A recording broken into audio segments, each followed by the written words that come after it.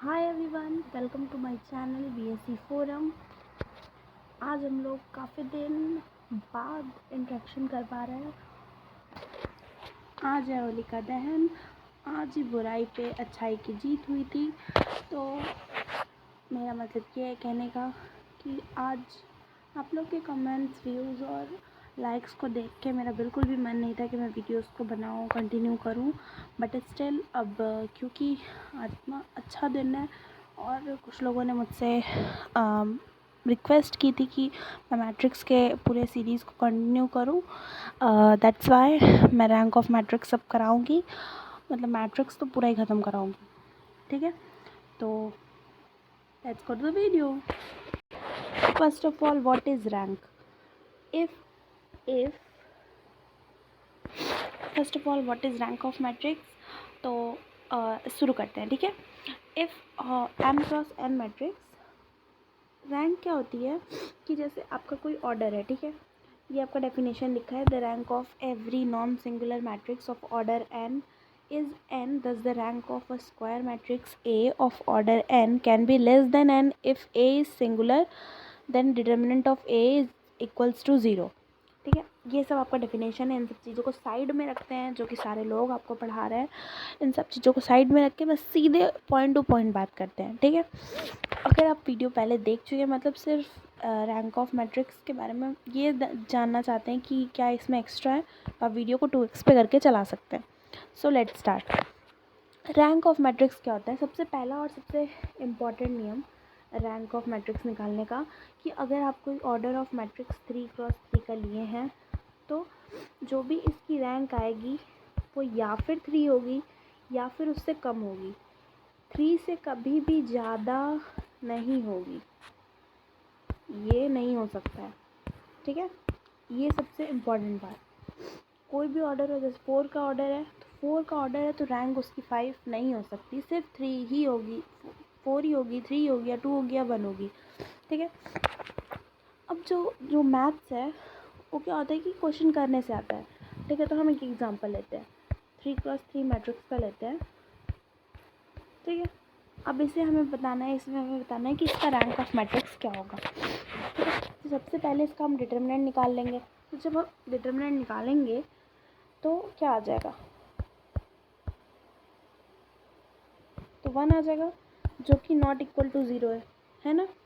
Determinant इसका तो यही आएगा, 1 1 ज़ा 1 माइनस 0 तो 1 और माइनस 0 तो 1 होगा, जो कि नॉट इक्वल टू 0 है। तो फिर मैट्रिक्स ए जो रहेगा वो नॉन सिंगुलर रहेगा। तो मैंने बताया ही था, अगर डिटर्मिनेंट जो है वो इक्वल टू 0 हो जाए तो फिर वो मैट्रिक्स सिंगुलर होती है, और वो नॉन सिंगुलर तब होती है जब डिटर्मिनेंट जो है वो नॉट इक्वल टू 0 हो जाए। ठीक है, तो ये नॉन सिंगुलर हो जाएगा और इसका रैंक क्या हो जाएगा? 1 हो जाएगा। ठीक ठीक है, अब क्वेश्चन और करेंगे तब आपको समझ में आएगा। नेक्स्ट एग्जांपल लेते हैं। मैट्रिक्स एक ए है, मान लीजिए कोई भी नंबर लीजिए, 1 2 3 4 5 6 7 8 9। ठीक है, इसका रैंक निकालिए। इसका रैंक क्या हो जाएगा? 45 माइनस 48 माइनस 2, 36 माइनस 42 प्लस 3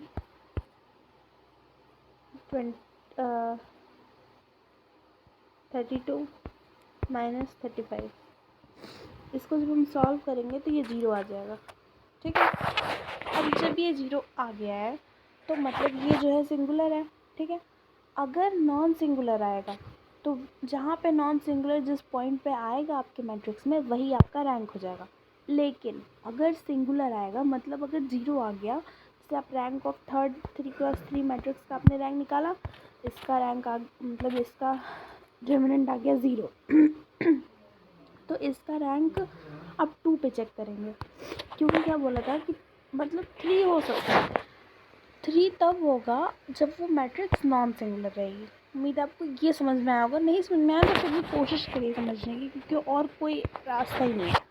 अब हमें क्या करना है हमें 3x3 पे रैंक नहीं मिला, क्योंकि रैंक जो है हमारा डिटरमिनेंट जो है हमारा 0 आ गया। ठीक है, तो डिटरमिनेंट जहाँ 0 नहीं आएगा वहीं पे रैंक फाइंड होगा। अब हम 2x2 के लिए चेक करेंगे। 2x2 के लिए चेक करने के लिए हमें ये और ये हटाना होगा, तभी तो 2x2 बनेगा।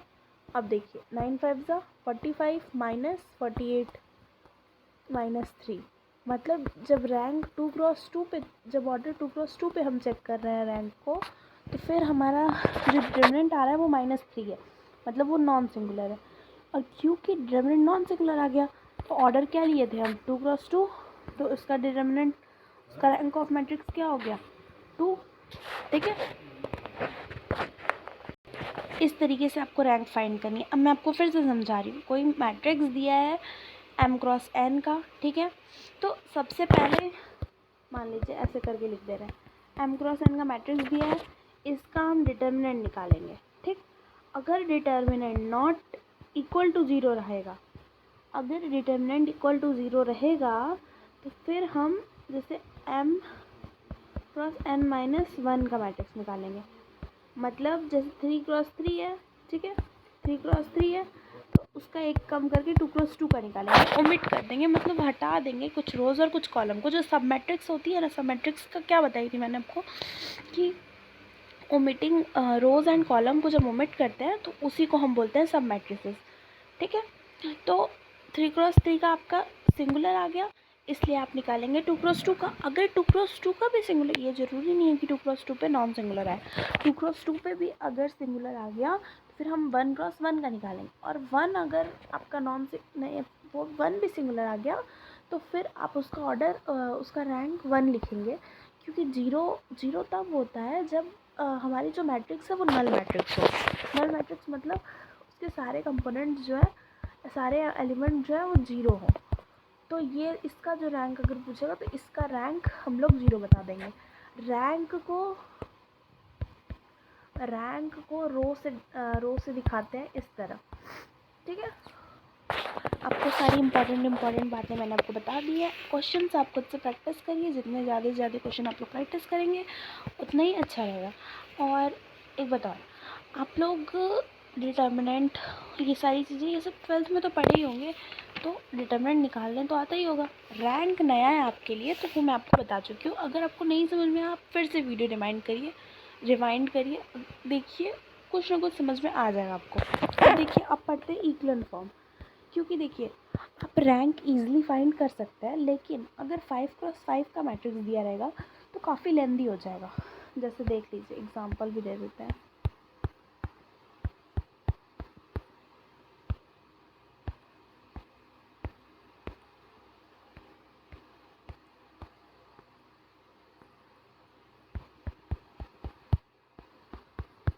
ठीक है, अभी 5×5 का तो बड़ा दिक्कत होगा। पहले आपको ये कट करना पड़ेगा, फिर इसमें 4 में ये लिखना पड़ेगा, फिर इसको कट करना पड़ेगा, फिर इसमें ये लिखना पड़ेगा, फिर इसको कट करना पड़ेगा, फिर ये लिखेंगे, तब जाके पहला सॉल्व होगा, फिर दूसरा, इस तरह। तो काफ़ी बड़ा हो जाएगा। उसको सॉल्व करने के लिए हमारे मैथ ने इक्वलेंट फॉर्म निकाला रैंक ऑफ मैट्रिक्स निकालने के लिए। ठीक है, अब इक्वलेंट फॉर्म में क्या होता है, अब देखिए बात को सुनिएगा ध्यान से, क्योंकि हर चीज़ लिखवाना ही नहीं होता है। आपको लिखवाती नहीं, उसका मतलब ये नहीं कि मैं, मतलब देखिए, मतलब कुछ मत सोचिए, मतलब सिर्फ सुनिए। Every row of A has all is entry 0 occurs below every row which has a non zero entry. The number of zeros before the first non-zero element in a row is less than the number of such zeros in the next row. अब देखिए इसका बहुत simple सा, मुझे भी पहले starting में बिल्कुल ये समझ में नहीं आता, लेकिन अब मुझे बिल्कुल समझ में आ गया है। जैसे आपका ऐसे दिया हुआ है, ठीक है, तो क्या बता रहा है कि इसके नीचे एलिमेंट, ये ज़रूरी नहीं है 1 1 हो, 1 2 3 4 भी हो सकता है। ये फर्स्ट जो एलिमेंट है A11, ये 1 रहेगा तो ज़्यादा बेटर रहता है, लोग 1 इसको करने की कोशिश करते हैं। ठीक है, इसके नीचे बहुत बताया है कि 1 के नीचे सारा जो है वो 0 रहेगा, सारे एलिमेंट। इसके नीचे भी 0 हो सकता है, लेकिन एक मान लीजिए नॉन जीरो नंबर रहेगा, फिर उसके बाद 0 0 हो जाएगा। इसके नीचे तीनों 0 हो सकता है, बट इसके नीचे भी अगर 2 नॉन जीरो रहेगा तो वो भी सही है, 2 3 और फिर ये 0, मतलब इसमें 3 0, इसमें 2 0, इसमें 2 या 1 0, 1 0 भी ठीक है, इसमें भी 1 0। ठीक है, ये होता है इक्वलेंट फॉर्म।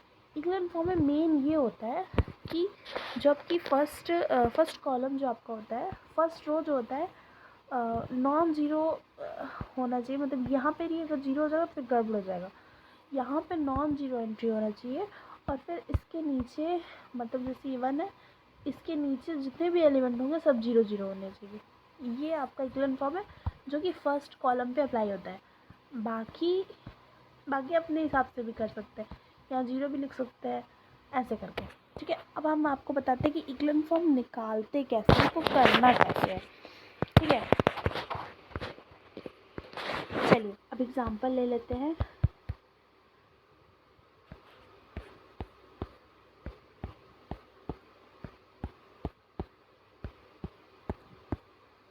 ठीक है, 4x4 की मैट्रिक्स है। अब देखिए हम इससे निकालेंगे कैसे। हमारा देखिए मैंने कहा था आपको ये तो ठीक दिया है, ये जो है पेन चेंज कर दूँ, नहीं आपको समझ में भी नहीं आएगा। ये जो है ये आपका 0 होना चाहिए। ठीक है, अब हम क्या करेंगे, R2 लेंगे, ये रो 2 है ना, तो रो 2 लेंगे, तो रो 2 में से रो 1 माइनस कर देंगे। ठीक है, पहला हम अप्लाई करेंगे। फिर दूसरा रूल जो हम अप्लाई करेंगे R3, तो R3 में से R1 माइनस कर देंगे। फिर चौथा R4 में से R4 लिखेंगे, फिर R4 माइनस R1 कर देंगे। तो अब ये क्या हो जाएगा, ये हो जाएगा 1 1 1 1। ठीक है, और ये क्या हो गया, ये इधर रो 2 minus rho 1, 1 minus 1 0, 1 minus 1 0, 1 minus 1 0, 1 minus 1 0। तो देखिए सब 0 हो गया, सब 0 हो जाएगा। इसी तरह रो 3 भी होगा 0 और रो 4 भी हो जाएगा 0। 4x4 matrix. अब इसमें कितने नंबर ऑफ रोज बचे, 1 नंबर, मतलब इसका रैंक ऑफ मैट्रिक्स कितना हो जाएगा, 1 हो जाएगा। क्यों, क्योंकि देखिए बाकी सारे रोज तो 0 हो गए, एक ही रो बचा ना, मतलब जब एक ही रो बचा तो मतलब कि सिर्फ यही हमारा आंसर हो जाएगा। तो रैंक ऑफ ए कितना हो जाएगा, 1 हो जाएगा। देखिए अब जैसे ये क्वेश्चन आपको बहुत ही इजी लगा होगा, एक्चुअली में इजी है भी। मैं आपको टफ क्वेश्चन लेके बताती हूँ। अब हम लेते हैं 1 2 3 0 2 4 3 2 3 2 1 3 और 6 8 7 5। ठीक है, अब इसमें पहला हम क्या कर सकते हैं, रो 2, इसमें दिमाग लगाना है, कुछ ऐसे का चीटिंग नहीं करना है, सिर्फ अपने दिमाग से करना है कि यहाँ 0 आ जाए। तो R2 माइनस 2R1 कर देंगे, यहाँ 0 आ जाएगा। फिर R3 को भी ऐसे करेंगे, R3 माइनस 3R1 कर देंगे। फिर R4 को देखिए हम क्या कर सकते हैं, R4 माइनस 2R3 कर सकते हैं ना, R4 माइनस 2R3। अब इसको सॉल्व करेंगे गाइस, ये अपने से करने की कोशिश करेगा। वीडियो मैं नेक्स्ट पार्ट में अपलोड कर दूँगी और बहुत जल्द आपको वीडियो मिल जाएगी। Thank you so much.